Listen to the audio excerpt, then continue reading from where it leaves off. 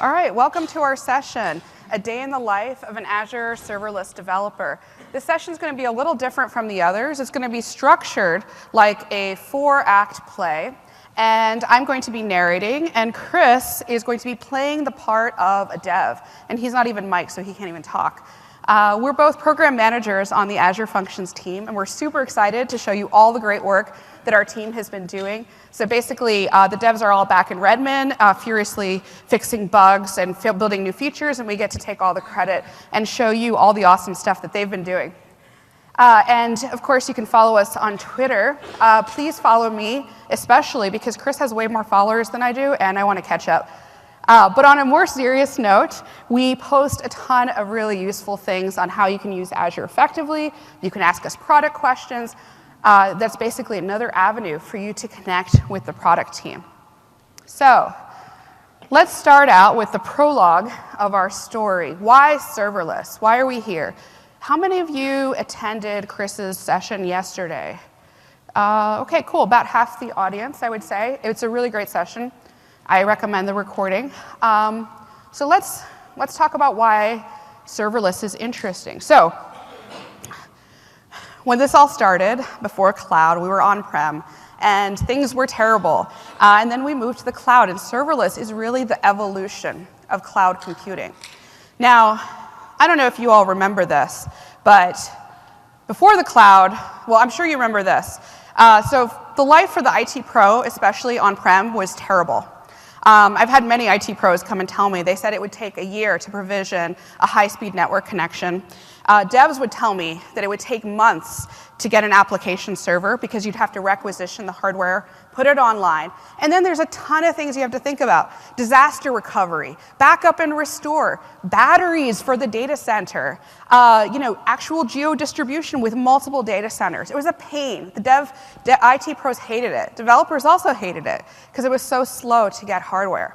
Now, when the cloud came around about 10 or 15 years ago, there was all this marketing buzz. And they were like, the cloud is going to be awesome. It's going to be so great. You don't have to worry about data centers. You don't have to worry about servers. It's going to be cheap. You just put your code on there. It goes on all these machines all over the world. And it's going to be, you just pay like by the hour or the minute. And it's going to be great. It's going to revolutionize computing. And that was awesome. I got very excited when I heard all that. But what they gave us was VMs. Which are great, but VMs are not all of those things that the cloud is supposed to be. Now, VMs made the life of the IT pro way easier, but as an application developer, our lives were pretty much the same. We had to think about patching our servers, how often we had to back them up. We had to think about how to deploy code. While we're upgrading the server, we had to have a backup that was serving the application, and then we had to scale it out. So running code on a VM actually has a lot of challenges. And it's not that these are hard, it's just that these are taking away from time that we could be spending working on our actual business problem. Because the cloud is here, and decision makers are like, well, shouldn't this be easy? You should be able to give me 10 features instead of 5. And we're like, it's not that easy. But you know what? Azure does make it easy. You get to skip steps. Nat Friedman had a session on Monday where he talked about how he used to tell his team, you just type faster if you want to write more code. And of course, that doesn't work, even with a Dvorak keyboard. What you need to do to be more productive is to skip steps. So PaaS is where things became more productive for application developers. So for instance, you didn't have to think about an app service, Azure App Service, which is a great product. It's actually the same team as Azure Functions. You don't have to worry about actual physical machines anymore. You don't patch them. We patch them. You don't have to install software on them. Deploying code is easy. We have a ton of great features for deploying code safely. But there's still things you have to think about that aren't part of your business problem, such as how big do these servers need to be? You do still provision compute. You have to worry about utilization to keep your costs low. You have to think about how many servers you need. And you have to think about scaling your app. So for instance, if you have a web page that gets 1 hit per day, you need to pay for a full day's worth of compute because of the availability. So even though you have per second billing, it doesn't always work out as exactly what you want. And that's where serverless comes into play. Serverless is taking away even more of these problems that have nothing to do with your business problem. Then you just have one question, which is, how do you architect your app to become serverless? And that's what we're going to show you today. Now, serverless is not a silver bullet, but if your workload is event-driven and needs to scale based on events, it's really powerful. Now, the term serverless, if you're like me, you find the term a little weird. When I first heard it, it was a couple years ago. Chris came into my office, and he said, hey, Donna, there's this new computing paradigm. It's called serverless. And I was like, well, that's a fad. And I knew I couldn't trust Chris because he was all about Node.js, and everyone knows that C# is way better, right? One time he left his computer unlocked, and so I used it to tell the team how much I hated Node from Chris. It was great. And then, of course, the team knew it was me. So he came and told me about serverless. And really, the way to think about the term is that it's like wireless. When you use Wi-Fi on your laptop, you don't have any wires. Now, there is somebody in a back room somewhere with a router with a million wires hanging out of it that needs to be serviced. But as a user, you don't think about that. It's the same way with serverless. Our team is managing these servers. Our code is provisioning servers for you. You as a user are not provisioning servers. So that's where you get to this abstraction of servers. You can't even provision a server. What you do instead is you write your code in an event-driven way. You say, my code runs when this thing happens. That thing is a trigger. That could be every day at 10 a.m., send this email. Every day, every 5 minutes, aggregate this data from a CSV file and put it into SQL. Very sadly, we still have to do these things in our code. Or here's a new order from a customer. It's a queue message. An HTTP trigger is an event. Here's the awesome thing about serverless. Because you're programming at this higher level of abstraction, and you're not explicitly reserving compute, your workload will scale, your servers will scale out based on your workload. If you have a ton of requests coming in, let's say you have a website, just a traditional website that's creating queue messages whenever a customer places an order, and you've got a ton of customers because it's Black Friday, the Azure function will scale out automatically to hundreds of instances. In fact, you can go on our team blog. One of our devs on our team posted a blog on how you can process 100,000 events per second using Azure functions. And he didn't have to write any special code to do it. Actually, the hard part was generating all the events because he had to fake all those events. And he used event hubs to generate 100,000 events per second. So it scales like you wouldn't believe. It scales in seconds. Now, along with that is micro billing. Since you're not provisioning servers, how do you pay? Our unit of billing is called a gigabyte second. So it's whenever you execute, you pay a nominal fee, and then it's how long are you executing and how much memory did you use. Now, on some platforms, you have to say your max memory cap. On our platform, we figure it out for you automatically. Each instance can use up to 1.5 gigabytes of memory, can run for a maximum of 10 minutes per execution, but you can break up your work into multiple pieces. So what does this all mean for you as a developer? Number one, you're not managing servers. You all want to be managing apps. Most people don't want to manage servers. Even IT pros, they've been coming to our booth all week, and they said, oh my God, I love this. I want to stop managing servers. This means reduce DevOps, because again, you're thinking about your code. We're going to show you, it's not eliminating DevOps, but you have less DevOps. And we're going to show you the whole DevOps process, how you can deploy safely, monitor with continuous integration. And all of this means you get a faster time to market. This is not a gimmick. This is true. Fujifilm published a case study with us. They used serverless and microservices architecture to switch to an agile development methodology. And they saved 75% in development costs. So actually, even though there's micro-billing, personally, I think the biggest benefits are for your development productivity. Another story is we had a training that we did a few months ago with a set of customers in London, and since we had to plan it a little bit far in advance, we sent them an agenda a month prior, and they're like, oh, this sounds great. So it was going to be a bunch of presentations and maybe some hands-on labs. We got there, and they're like, so, since we last emailed, we have prototyped our application. Help us take this to production. And a few months later, they were running it on a real workload.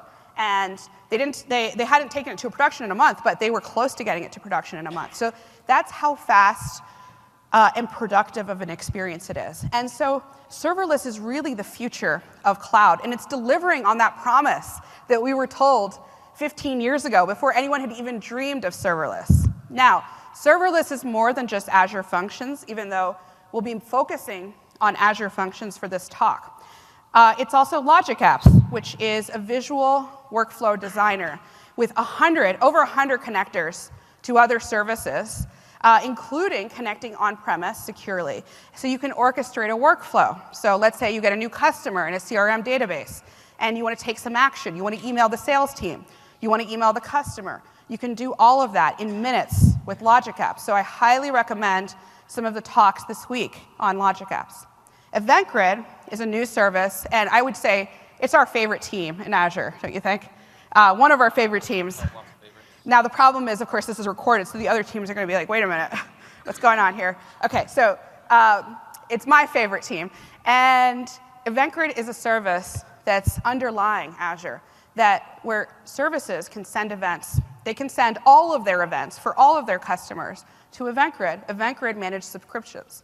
So whenever a new image shows up in blob storage in a particular container with a particular file name, Event Grid will manage that event. And you can set up a subscription for a particular function app. You can have multiple consumers.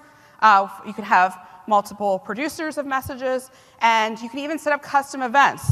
Now, more and more Azure services are onboarding to Event Grid. In fact, over the last month, I think I've gotten emails from 5 different teams at Microsoft who said, hey, I really want an Azure Functions trigger for my service. And I say, meet my good friend, Dan Rosnova, who runs the Event Grid team, and he will onboard you.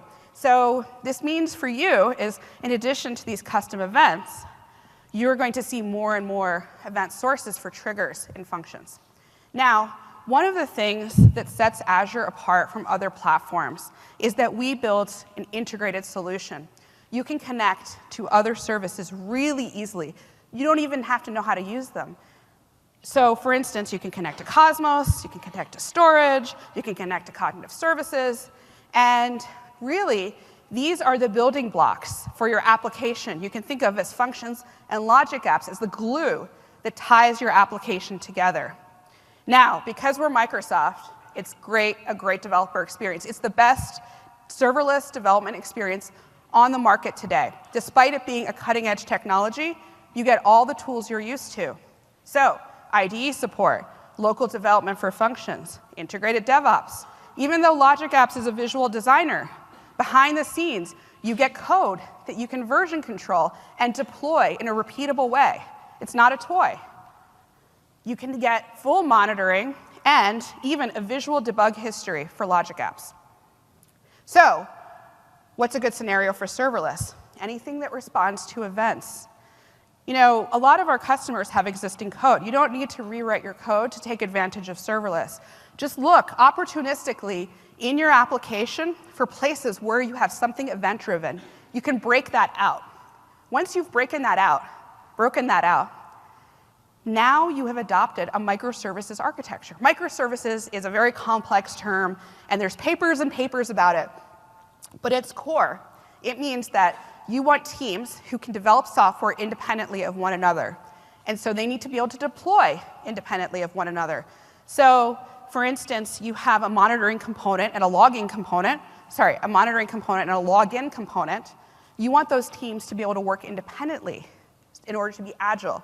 If you had to have a meeting every time you deployed a piece of code, that would really slow you down. So look for places where you can break out your code into a microservice. You can use functions for that. So maybe you have a timer that you need to run.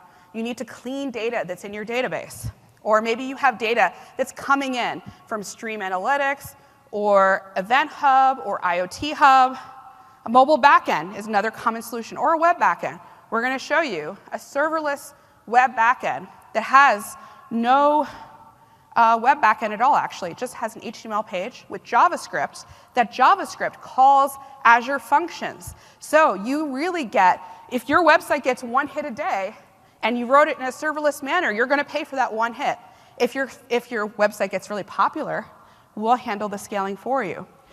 Bots is another common scenario. If you ever hear Satya talk about intelligence, he talks about serverless at the same time because these go well together. A lot of times you have these bots that are often idle, so you don't want to be paying for compute when you're not using it.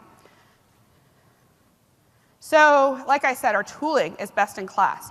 You can use either Visual Studio or Visual Studio Code. We're going to demo both of those. If you saw functions last year, you might have thought it needed some improvements in tooling, because it did. And now we have our Visual Studio 2017 tooling. It's out of preview. You can use it for production scenarios. And it's based on C# class libraries, which means it works just the same way as any other project you're used to. So IntelliSense, unit testing, debugging, all of that just works. You can plug it into CI/CD. It's very, very productive. In fact, we have 5 times as many functions that are created with this new C# class library as all other languages combined. Now, the way the tooling works is that instead of having a separate metadata file for defining your triggers and bindings, which are how you're connecting to other services, you use metadata within the method definition. So here, for instance, we have a queue trigger that's reading from some blobs and writing to blobs. We'll dig into this in a minute. But the key point is, just by looking at this method definition, you can see exactly what it's connecting to. And the body of the method does not need to have any reference to these services. So it's super easy to unit test and debug. So like if you have a blob trigger, you'll get the blob payload in your method. So you can unit test that really easily. You can change it to some other kind of storage really easily. So let's start. Act 1, our story begins. So again, Chris is the developer, and he's working on a product. So let's see a demo of Photo Mosaic. This is an application that he's been working on, that he's been building with this serverless model. And what he's going to do is go into Visual Studio, and he's going to press F5. We're going to go into the code once we've shown you what it does. So what we're doing here is we're generating a mosaic from an input image. You upload an image of a landmark, and it uses a custom vision service that's been trained on those landmarks.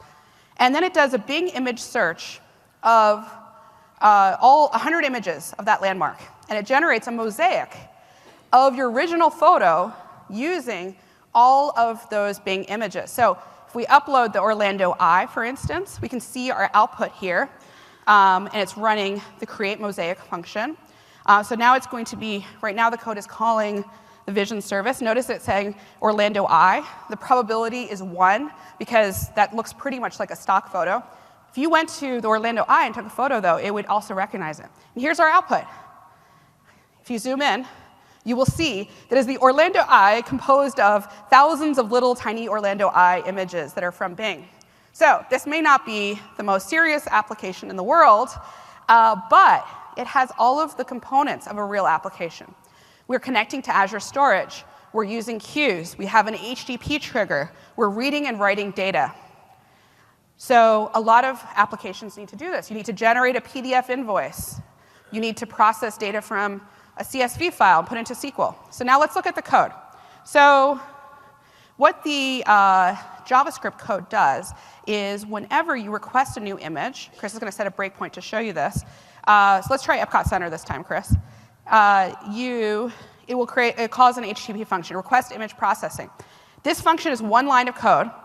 Can you scroll up and we'll see the output binding? Here we go.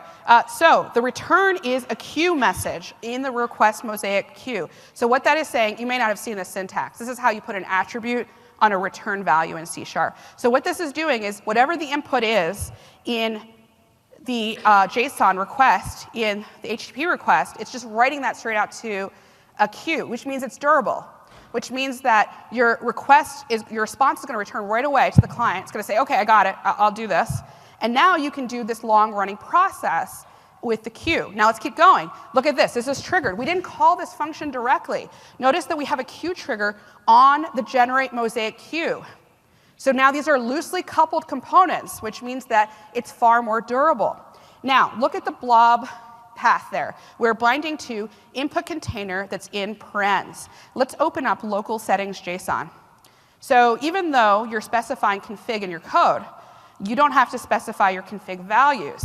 So if you look at input container, you can see that we get to specify what the actual value is for when we're running locally. If you're running in Azure, you could use a different value. You can have different environments. So the other awesome thing, this is one of my favorite features. Let's look at mosaic request, which is a POCO. So if we go to definition on mosaic request, on the class itself, on the class mosaic, so Chris, I want to point out again, is a Node developer. So I'm going to be the dev lead and say, hey, Chris, you need to really learn C# if you want to keep a job at Microsoft. That's a lie, actually, because Microsoft hires a ton of Node developers because Node is like the new hotness. I just like to tease him. We sit next to each other. It's like we're constantly making fun of each other. So anyway, if you do go to definition with F12, by the way, you can see the definition of this POCO. So this is basically what's in that JSON payload. Notice that there was an input image field. If you scroll up and you see, so there's input image. This was in the JSON payload. We can use this as a path in a binding expression. So if we go back to the definition of the function we were on, notice here we're binding to input container / input image. So the Q message points to the blob. The input binding grabs that blob and it gives it to our function, which means your function has no references to the Azure Storage SDK, which means it's really easy to write. You don't have to learn a new SDK. It's really easy to unit test. So we're also binding to a set of tile images, and then we're going to just write out to another image, which is going to be in the output container. That's it. That's it. That's how you read and write from storage. It's super easy. So and you can run all this locally. Now, the cool thing is, let's go to the output window of the core tools. Notice this is running func.exe. This is the Azure Functions core tools. This is the thing that makes all of this light up. This is not an emulator or a simulator. This is the exact same host that runs in Azure. So you get a very high fidelity debug experience. No other serverless vendor has this. Serverless is more challenging to run locally because of this execution model, but we made it work. The other awesome thing, he had a queue trigger. That was a real Azure queue. That was not a storage emulator. That was not mock data.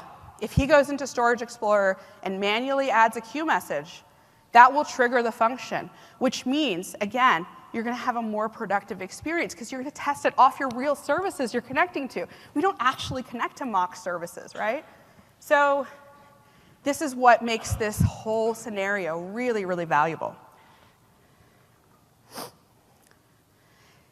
So really, the key is Visual Studio and Azure. Visual Studio is Visual Studio Code or Visual Studio for Mac or the one on Windows. And this is how you connect to all these services. And we make it easy to connect to everything. This is not an afterthought on Azure. We don't say, OK, we're going to build the service, and then we're going to build the tooling. Now, sometimes the tooling lags because tooling is hard to build. But tooling is one of the most important things because that's what makes you productive. So what we're going to cover is the inner loop and outer loop of Chris's day. The inner loop is local debugging, running locally, and publishing to Azure, because usually you can publish, but that's going to be a dev environment. And then you can use continuous integration and application insights to deploy to production safely.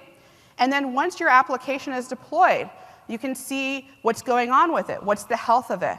So you can build a real solution like with this. Even though it's a new technology, it's ready for production use. So the application that we showed you has the following components. So basically, it's a SPA. The SPA HTML page is actually hosted in Azure Storage. Azure Storage, by the way, is serverless as well. You don't provision a VM, right? You provision a storage account. And Azure Storage will give you a certain number of requests per second depending on the performance tier that you've selected. So the JavaScript and HTML file is in Azure Storage. We use a feature called Azure Functions Proxies to do lightweight routing. So we can say the root of the function app actually points to this HTML file. That HTML file will call a couple of APIs on the function app, such as request mosaic and settings. Those APIs are obviously not in storage, they're on the function app. Because the client thinks that this file is being served from the function app, it all works out. And then our actual function implementation interacts with blob storage and the queues. So we saw Chris's day when he's developing his code, but Chris, just like every other dev in the world, does not write code that's perfect on the first try. So he gets a bug report from a customer, from the customer service team, and they're like, hey, Chris, we have some reports. When people search for Space Needle, sometimes they're getting images. The mosaic is made up of images of space, not the Space Needle. So what's going on with that? So Chris is like, OK, well, let me try to repro this. That's the first thing you try to do. So he's going to repro it, and he's running on his machine. Notice all the breakpoints are being hit, because he's running it on his local machine. It's super fast and productive. And he's going to wait a few seconds for the mosaic. It's a kind of a high-res image, so it takes a second. Notice that, wait a minute, it says the image analysis is a Space Needle. He knows the rest of the code is fine. That's not what the customer is saying. So what's going on? So Chris is smart. He does not spend a lot of time trying to debug. He is going to go into application insights in the analytics portal, and he's going to search for space. He's just going to say, go look in all tables, look for something that says space, and let's see what happens. So he finds it. He's like, wait a minute. I see analyze image here with an image keyword of space. Let me look at the correlation ID, the operation ID that goes with that. So operation ID is how you tie together multiple actions that are happening in a request. Right? This is commonly used in websites. When you use the Azure portal, you'll actually get an activity ID. It's the same concept. So it's an ID. He's going to pull out that ID, and he's going to search for it. And what he's finding is the image analysis is showing space. But if he goes and looks at the actual request, what he's seeing is that the customer request had Space Needle in it. And you say, new image detected, Space Needle. Wait a minute, what's going on here? There's a space after Space Needle, no pun intended. There's some white space there. So maybe he's got some bugs in his code having to do with white space. So what he's going to do now is he's going to set a breakpoint. So this function, this web page, actually lets you override the image analysis and put in a custom keyword. So you could put in, say, the Azure Functions logo, and you want it to be made out of lightning bolts because, the Azure Functions logo will not be recognized by any image service as being lightning, probably, given that it's a graphic. So he's going to put in an image of the Space Needle, and he's going to type it with a space at the end. And then he's going to go through and see what's going on here. So because he provided a keyword, it's going to fall back. It's not going to do vision analysis. And look at this weird code that Chris wrote. Chris, the Node.js dev, tried to write C# code, and he's got an error where he should have done last index of. What he's trying to do is trim white space from the input, and he screwed up. So I think what Chris should do instead is he should go on Stack Overflow, and he should say, how do I trim white space in C#? Stack Overflow, C# trim white space, and guess what? You guys all know there's a method for this, and oh look, there's a method called trim. That's exactly what we want. Perfect. Isn't it called trim in JavaScript too, Chris? Yes, it's called JavaScript. It's trim in JavaScript too. He's trying to be too clever. To tell you the truth, this is a fake bug that we planted, but it's fun. So he's going to trim instead and keep going. So he's got this really high fidelity experience. And of course, he can use the regular debug flow that he's used to. So he's going to try the Space Needle again and make sure it all works. He goes to the output. Sorry, you got your breakpoint there again. This is the previous one that has space. If you zoom in, it has a bunch of pictures of the galaxy. And so we go to the last one. We download that image. From zoomed out, you can't really tell. So you zoom in, and look at that. Space Needle made up of Space Needles. Now, because this is a debug experience, and we're using custom vision. Let's go to the custom vision portal. Let's talk about that a little. This is one of the most unique features in Azure. No other service has this. So you can train vision services on images, but usually faces, right? So here, you can put in photos of Epcot Center. And then if you take your own photo of Epcot Center, custom vision will recognize that. So for instance, we have a Death Star Epcot Center. So if you happen to take a photo like that, it will recognize it, but even regular images of Epcot Center. So we didn't train it on, say, the Hogwarts Castle at the Universal Studios, which I haven't been to yet, so I'm excited to see that. So for instance, if Chris clears that field and puts in Hogwarts Castle, but he sets a breakpoint so that he's overriding the image analysis, so he can see if he steps through. So what's going to happen here is that it's going to try to do vision analysis, and if he pulls up the locals window, he'll see that it'll have basically, it'll just basically give it a null value, which basically means that the prediction value was too low. I have a method there that's returning null. And so if he keeps going, what it's going to do is fall back to the regular vision API. So in other words, so now it's falling back to the regular vision API. So what this is going to do is probably say, oh, interesting. So this is what we get for not trying this. We're like, oh, it's got to work. So I gave a talk in Stockholm last week, and I trained it on the Stockholm Nordic Museum. And apparently, the Hogwarts Museum looks a lot like the Stockholm Nordic Museum. So now Chris is debugging, so he can just go and change it to Hogwarts Castle. Yay. And so if we keep going, we will see a photo mosaic that is made of Hogwarts Castle. So this will take a little while because we haven't cached this data. The way it works is that what this code is doing is that it's creating a hash of what that query string is. It's creating a new directory in Azure storage for that. And then it's downloading all those images from Bing and putting them in that storage account. So the next time the function runs, if it's a query it's already seen, it'll be more efficient. So here you can see it's a little slow. So we can keep going. So Chris thinks he's fixed the bug, or he has fixed the bug running locally. So if he stops debugging, he can publish it and deploy this to his dev environment. Because even though it's the same experience running locally, you always want to try it in something closer to your real environment. So here you go. All you do is you web deploy, same way you would deploy to app service. Actually, it's the same APIs under the covers. So functions actually is the same compute as app service. We just have a special SKU for the consumption plan. You can also run on a regular app service plan if you want dedicated compute.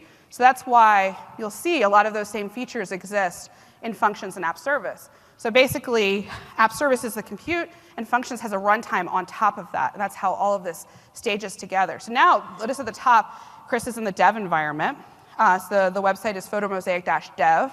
And if he runs this, he will see the results in the photo mosaic below. But if he goes to App Insights and looks at the live stream, he can actually see those same messages that we saw in that console window. Those were just log.info messages that we had in our code.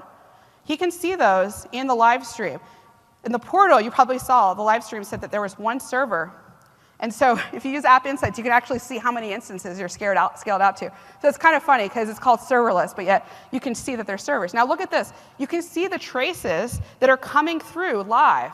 And so you can see here that the image analysis does show that it's the Space Needle, which is correct. It did not, now that he's using the right method, it's no longer truncating it. Yay! And so now if he downloads the image and we zoom in, we can see that it's really the Space Needle. Maybe we could have used larger tile images so you can see, but this is really fun. So you can do this. So this app is really fun. We'll give you the URL at the end. One of our devs really likes Red Bull, so we made a mosaic of his face made out of Red Bull. So that's the kind of things that you can do with functions. But you can build real apps too.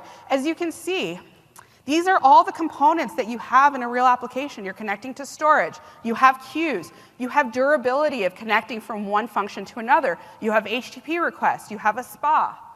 And this is not a lot of lines of code. In fact, most of this code is the image mosaic code itself, like generating the image out of all those data, of those things. Connecting to services is super easy. And that's what you want, right? You want your business logic to be the bulk of where you spend your time. So now that Chris is deployed to dev, let's talk about a DevOps workflow.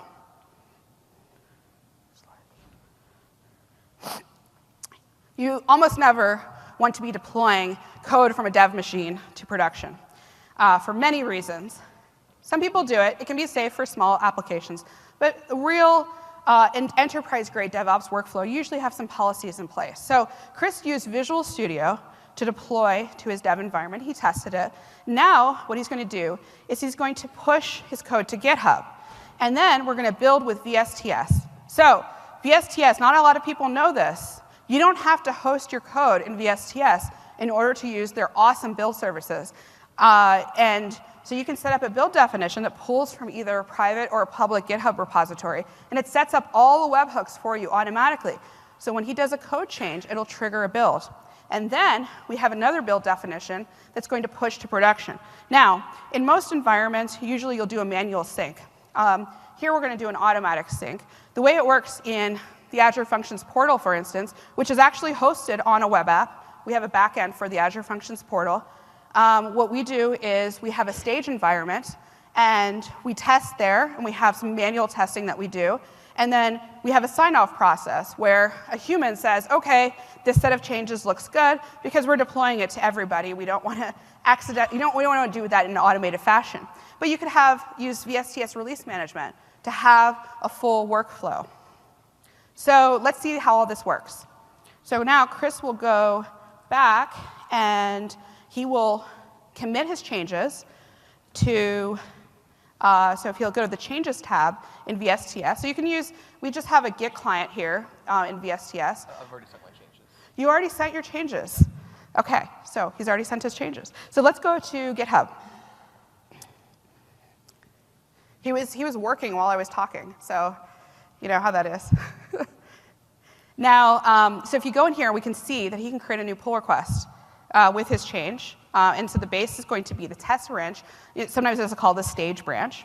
And he's going to create a new pull request with the fix to the trim bug. And even though this is not usually how this would work, he's going to merge his own pull request. But ordinarily, we'd have a code review at this point. Now, this is the cool part. What's going to happen is that this is going to trigger a build. So if you refresh this page in VSTS, look at that. There's a build in progress. If we click on it, we can see exactly what's going on. And this was like literally 2 clicks. Like I had never used this the first time, and I was like, oh, I wonder how I make this automatic. And there's a button click for a trigger, which is automatically trigger on changes to this branch. So we can see that the build is starting. This will take a couple minutes because it's going to restore NuGet packages, running tests, actually deploy to production. So while we're waiting for this, let's talk about the Azure Functions portal and some new features that make it really easy to manage multiple environments and multiple apps. Because if you're using a microservices architecture, you'll usually have multiple resources, and they're communicating with each other. Now, in this case, these are all the same logical instance, but different stages. But they could be multiple services that interact with each other. So, for instance, in the portal, if we search for Photo Mosaic, we'll see all of our apps that have that term in there. And one of the awesome features that we've added recently, this is my favorite new feature, I think, is we have these tabs here that will open up instead of blades. Now, the cool thing is you can scroll down. Chris can scroll down and look at, say, the stage value. By the way, you can put Unicode in app settings. I just learned this recently. It's pretty cool. So this is the thing that shows up at the top in our web app. This is what we were using. So if you go to another function, so for instance, the dev one, you can see that's the value. So you can quickly compare values across 2 different apps. So this is the direction we're heading with managing multiple services. So let's go back to VSTS and see if that build is complete yet. It is deploying, so that'll only take a second. Now notice here this step is called app service deploy because it's the same service. It's just doing a regular web deploy, so you don't have to learn anything new to learn how to configure this. So now we're done. So now Chris will go ahead and go to his test environment. We're not going to show you all the steps, but if he refreshes this and does Space Needle, We don't need to show you the output, but we'll show you the repro. And then he goes to servers in application insights. So he's got the live metric stream. He had the live metric stream for a different one. Now, there's data still getting pumped through, so we get that default page there. So now he's on the test, and we can see there's some traces coming through. So this is the traces just of the function starting up, and it's loading some extensions. Notice that it's down. Look at that. It's loading tile images from storage. We have some metrics that we're just printing out of how long each step took. And if we wait another second, we should see an output for, oh, there we go. The output's already there. And we'll zoom in. If you haven't been to the Space Needle, hopefully this has motivated you. It's really nice, especially because the top of it rotates, so you can see all of Seattle. So you can see the Space Needle made up of tiny little Space Needles. So now, Chris will go into GitHub again. And now that he's happy with everything, he's going to make another pull request. This time, he's going to do a pull request from test into master. And once we do that, you're going to see something pretty cool, which is that, oh, the build already finished. So if the build had not finished for the test branch in VST, oh, there it is. There we go. Awesome. We just learned this like recently. So there's a ton of integrations here. So basically, because we registered that webhook through VSTS, VSTS told GitHub that it's a build. It told GitHub about the status of the build. So now GitHub knows if you're going to merge from test to master, you probably should make sure that it built correctly first. So you get a super productive flow. Now, you don't have to use VSTS. You can use any other CI/CD system. We use AppVeyor internally. You could use TeamCity. Because it's just web deploy, it doesn't have to be anything special. So that's how you have a fully automated and easy-to-use system with CI/CD with Azure Functions. So Chris is a Node dev, as we know. Chris loves using his Mac. And up until this week, he had to use Windows if he wanted to develop functions locally at F5 and debug. So because many customers have given us the same feedback, we didn't just do it for Chris. To be honest, I actually use a Mac as well. So we ported the Azure Functions runtime to .NET Core. Some customers are saying, well, wait a minute. Why didn't you just write it in Core in the first place? So Functions is actually built on the WebJobs SDK, which is 3 years old, which means you can trust it because it's been around for a while. But when it was invented, Core did not exist, so we had to do some work. So we've ported everything all the way down the stack, including getting rid of our dependency on System Web, which was the bulk of the engineering effort. And in fact, many of our customers were watching us do this because we do all of our development in the open on GitHub. We're not just open source. We literally have engineering discussions on GitHub. Sometimes people will talk on email, and then someone will go and create a GitHub issue and copy everything that was in email. So we have an open discussion with our customers. So now we have a slide on the tooling and how you can get it. So if you go to our team blog, or go to our Twitter account, the latest post, this is how you can run it yourself. It's really easy. We've got a bunch of customers tweeting saying that it worked perfectly the first try. And so we've ported the runtime to .NET Core. This is in preview. And also, we've made a new version of the Functions runtime, which is called 2.0. And you can get it on Azure with the beta runtime. Now, you shouldn't use this for production because it is still in preview. But we really recommend that you try it out because this is one of my team's top priorities over the next few months. So this is the chance for you to influence the product.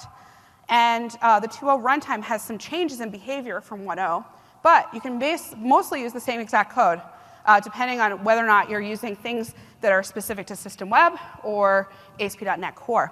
So for instance, PhotoMosaic, because it uses the cross-platform library Skia Sharp, works on a Mac. So now Chris is going to show us that.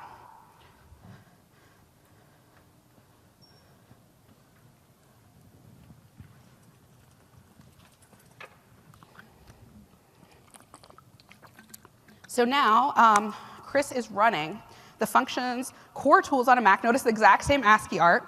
And you can see all the functions are starting up in the URLs. He's just running the web page using Node. So he did npm start. So now Chris this is his last talk of the week, and he's really missing his wife. So he wants to go to Pike Place Market with his wife, where there's also the gum wall. If you haven't seen it, it's really disgusting. It's a wall of gum. Orlando has Epcot Center. In Seattle, we have the gum wall. But he'll probably just go to Pike Place Market, which is actually quite beautiful, and I recommend you visit.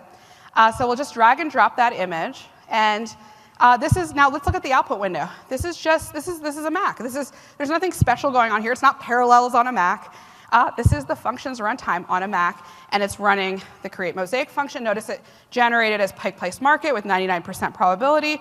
And if we look at the output, it's pretty cool. It's Pike Place Market made up of little tiny Pike Place Markets. So that's not all.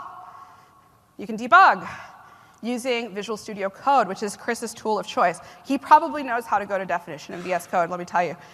So all you do is you create a launch configuration, and you attach to a .NET Core process. So he's attached to the process. I have instructions in the blog post on what process to attach to. So now, OK, so let's do it. So this is the dev who did most of this work to port to .NET Core. And he's been working a lot of hours.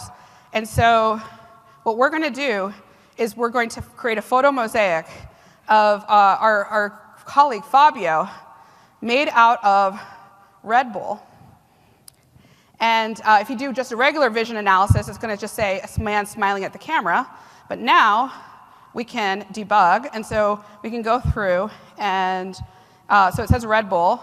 But he actually apparently drinks Monster Energy. We should change that, Chris. You can do that in debugger. Now we can have both. Can have both. Let's have Fabio made out of both. So let's go through in the debugger. Let's change the value to Monster Energy. We're actually not sponsored by them, but maybe we should look into something like that. And let's keep going. And let's take a look at our output, our photo mosaic output. This is the guy that's closing all the pull requests and porting system web to .NET Core and all that stuff. And he's doing all of it using these wonderful energy drinks. Can we zoom in on the output? Yeah, so there we go, the Monster Energy drink. And I just am very amused by these photo tiles. So here we go. And there's Fabio, and this is how he's developed Azure Functions. So here you go. That's how you run Azure Functions on your Mac. And you'll have that same exact runtime in Azure if you use the beta tag, and that's where we're going with our runtime. So we are moving on to the latest and greatest platforms, actively working on this, drinking lots of energy drinks of choice. So now, Chris has built this application, but unfortunately, his job does not end there.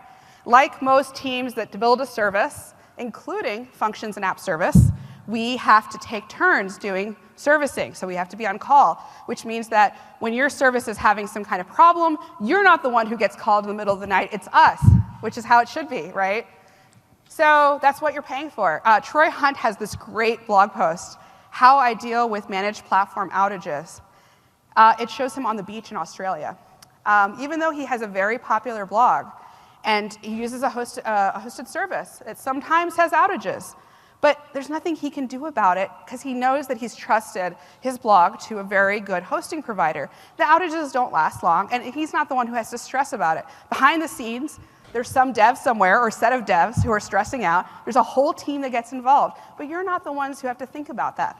And over time, these services become more and more reliable as more and more customers trust their business to Azure. So you can rest assured knowing that we're the ones doing this work. Now, for your customers, you need to monitor your application, because you do still have DevOps. So first off, you want to know, what is my app doing? You want alerts. Is my app unhealthy? You want emails. You want SMS alerts. Then you want to diagnose. Why is it unhealthy? What was my app doing when it became unhealthy? So let's talk about what Chris's life is like when he is monitoring. He's going to use Azure Application Insights, which is an application performance management tool. It's one of the best on the market. And it gives you rich data, metrics, traces, exception tracking. In fact, when Chris and I were preparing for this talk, I literally learned about 10 new features in Application Insights that I had not seen before. It's very powerful. In fact, when we do servicing, we use the same engine. Internally, we have a version of Application Insights that monitors our own service running your code. we use that same query language that you saw in there to monitor a whole service across the world. So you can trust this. This is not just something that's for small applications. You can trust it for something as small as a photo mosaic generator to as large as the Azure Function Service. So let's see what that looks like. So here we are in the Functions portal, excuse me, the Azure portal. We've pinned some charts. This is pretty cool. You can make custom dashboards in Azure. You can share them with other people on your same subscription. So here, what we have is a request timeline for all the requests that are coming in. We even have pie charts. So you can see that there's been a few queries on space, a few queries on Red Bull and the Space Needle, and those are custom queries that we wrote in the analytics portal that we pinned to the dashboard. This is super powerful and extensible. So let's suppose that there's some requests. Let's say we're getting a lot of requests, and our application might not be performing as well as we want. So let's go into the overview of our requests, and excuse me. Yes, so we'll go into the Performance tab, which is in the Application Insights Blade. There are so many features here. It's amazing how much you can do with monitoring. So look at this view. This is amazing. So you can see the average duration for each of these executions. So we had 3 functions: create mosaic, request mosaic, and settings. And create mosaic is where all the work is actually done. That's the thing that's triggering off of that queue message. And so we can even drill in on a specific time. Maybe Chris gets an alert that says that over the past half hour, your requests are taking 50% longer than usual. So you can see why. He can see what the requests are. He can see what the distribution of those requests are. He can even go in and see what are the traces that the application is printing out for that request in that time period. So if you scroll down, you can see the function was triggered, and you can click on traces. Now look at this data. These are those same log messages that you saw in the functions console when you were running locally. All I did was log.info in the code, and it went into here. So this gives you a really fine-grained view of what's going on in your application. You can even, if you use the integration in Visual Studio, you can even create bug reports and put in a stack trace. Like, you don't even have to write out repro steps. All there right for you. So the other thing that you can do is go into the analytics portal and write some more complex queries. So for instance, maybe you want to look at your requests over the last 5 minutes, or you want to search for a specific kind of request. This is awesome. Search is amazing. I didn't actually know about this feature until I prepared for this talk. You can put in a request ID, and you can just search across all tables for that request, so you can see exactly what's happening. So you'll have traces, which are those log messages that you're printing in your code. You'll also have requests, which are the actual function invocations. And you can see, so for instance, let's summarize the requests. So you get a SQL-like language with full IntelliSense, and you can even output to a chart. So if you put another pipe in there, you can do that, or you can just do a pipe there and do a render as a tile chart or pie chart. Time chart would probably make more sense here. That's it. You have this super productive language that's really easy to use, and there's tutorials and help just right here in the portal. So for instance, here is that pie chart that we saw in the portal earlier. Look how simple it is to write. The other cool thing I want to point out is that third line of code, custom dimensions of image keyword. Custom dimensions is actually just some JSON that we stuck into our metric.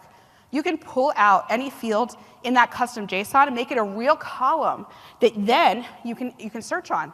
So you don't need a schema, but you get the experience of having columns.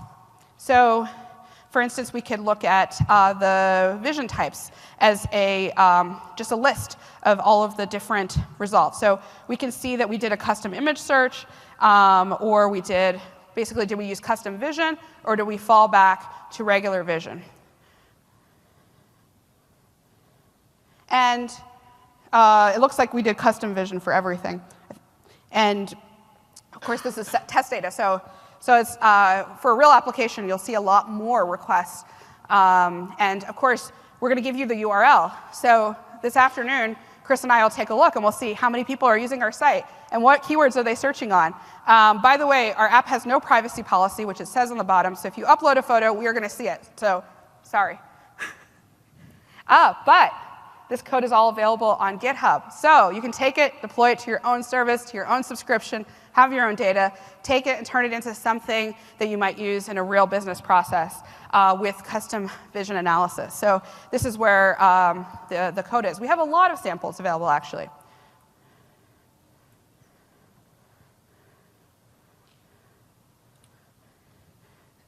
So here are a few of them.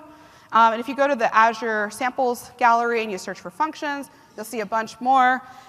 So the cool thing here is because they all have a deploy to Azure template, you can just click and deploy to your own Azure subscription. So if you want to show your coworkers all the awesome things that you can do with functions, it's super easy to get a full-fledged demo up and running easily.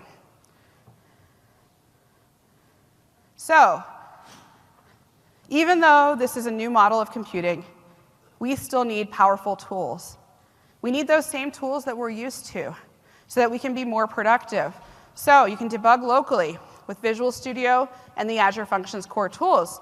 You monitor and troubleshoot with Application Insights. You use CI/CD to deploy to production. And now you can do all of this in a cross-platform way. So you can get the code on GitHub. If you go to aka.ms/photo-mosaic, you can generate your own mosaic. So it has a few landmarks it's trained on in Seattle and Orlando. But if you get the code, you can hook it up to your own image service. Custom Vision is currently free because it's in preview. And you can train on it anything you want. And please follow the Azure Functions Twitter handle to find out product news and learn more about our product. And please evaluate this session. If you'd like to see more of Azure Functions in future Ignite talks, these evaluations are what are used to determine what shows up at Ignite. So we really appreciate you filling it out. And we have a few minutes. Oh, and we have shirts. Thank you. We have shirts. We have 3 different varieties, 2 different varieties. We had 3. And you can ask questions at the microphones or come find us at the booth or ask us questions after. Also, if you have a technical question, you go back to your office and you have a technical question, and you're like, oh, this seems like a dumb question. I should just try to Google it. You Google it, you can't find the answer. Please ask it on Stack Overflow. The dev team has a rotation where they answer questions, and they compete with each other on Stack Overflow points, and they actually get upset at each other if they answer questions not on their week because they want the points. So the dumber the question, the more they love it because they get the points. But you could ask any question, and this is the product team. This is not customer support, because we want to know how you're using the product so we can make it better. So thank you. And take a bow.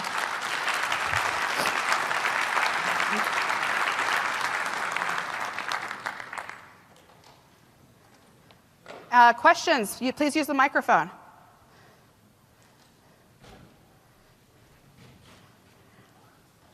What are your thoughts or, I guess, suggestions for possibly using the serverless functions for hosting a very low volume single page app? I saw that there's like a free grant allowance of like 1 million hits per month or something like that. What does that look like? As far as pricing, is there any additional like ongoing requirements? Is that something I could just stand up today and start using, or how's that work? So the question is, if you wanted to host a serverless spa on Functions, we have a free grant that's very generous. If you have a very low volume web page, so the free grant is across all subscriptions on your, all function apps on your subscription. But if it's a low volume web page, you will not see any function that you will be within the free grant, most likely. The only thing is that you will see a little bit of usage in Azure Storage, which does not have a free grant. You should mention that Azure released a new free plan now, which has free storage. Azure has now released a new free plan this week that has a free storage allowance as well. So there's a lot of ways to get started. Go to azure.com/free. You can also try Azure Functions free for an hour without an Azure subscription if you go to functions.azure.com. Awesome. So great question. Thanks. Any other questions? I see everyone's coming here for shirts, so we can probably stop here. We're now out of shirts. We're now out of shirts, so now we will only answer questions. Stickers, at the booth, stickers and some other swag at the booth, we have stickers and other swag, and of course, we're happy to answer any questions you might have. Thank you very much. I do have another question.